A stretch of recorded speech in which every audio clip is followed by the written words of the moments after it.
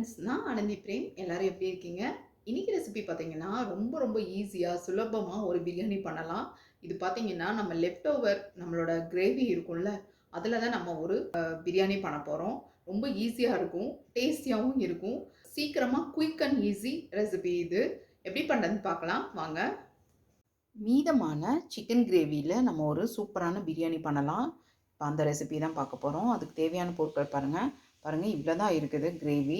அதில் ஒரு 4-5 பீஸ் அவ்வளோதான் இருக்கும் சிக்கன். அப்புறமா பாருங்கள் இதில் புதினா மட்டும் போதும். புதினா அப்புறமா ஹோல் கரம் மசாலாலாம் கம்மியாக போட்டால் போதும். ஏன்னா கிரேவியில் நம்ம ஆல்ரெடி சேர்த்திருப்போம். அதனால் பாருங்கள் எல்லாம் கொஞ்சம் கொஞ்சமாக எடுத்திருக்கேன். ஒரு 3 பச்சை மிளகாய் எடுத்துருக்கு. ஒரே ஒரு ஆனியன் மட்டும் சாப் பண்ணி வச்சுருக்கு.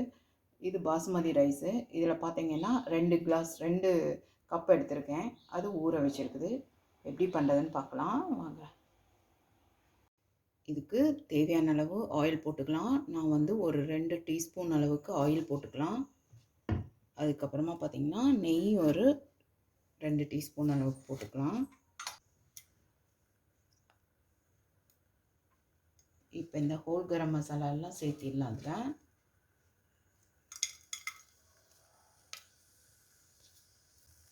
ஒரு 1/2 டீஸ்பூனுக்கு சோம்பு சேர்த்திக்கலாம். அதே மாதிரி ஒரு 1/4 டீஸ்பூன் அளவுக்கு ஜீரகம் சேர்த்திக்கலாம். கட் பண்ணி வச்ச 3 பச்சை மிளகாய் சேர்த்திடலாம். ஒரே ஒரு டீஸ்பூனுக்கு ஜிஞ்சர் கார்லிக் பேஸ்ட் ஆட் பண்ணிக்கலாம். கூடவே ஆனியன் சேர்த்திடலாம்.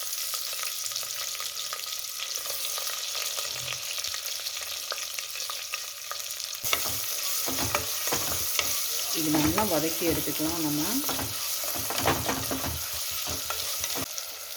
இப்போ புதினா வந்து ஒரு 1/4 கப் அளவுக்கு இருக்கும், கட் பண்ணி வச்சுருந்தது. அதையும் சேர்த்திடலாம். இதில் பார்த்திங்கன்னா இந்த கிரேவியை அப்படியே நம்ம சேர்த்திடலாம்.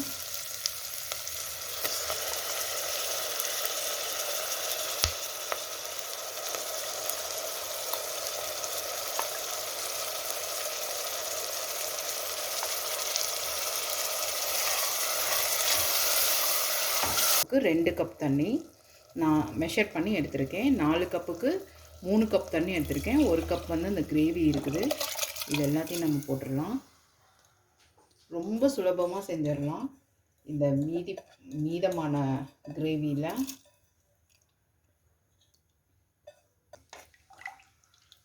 இதுக்கு தேவையான அளவு உப்பு மட்டும் சேர்த்திக்கலாம். அதுக்கு ஒரு 1/2 டீஸ்பூன் அளவுக்கு மிளகாத்தூள் சேர்த்திக்கலாம்.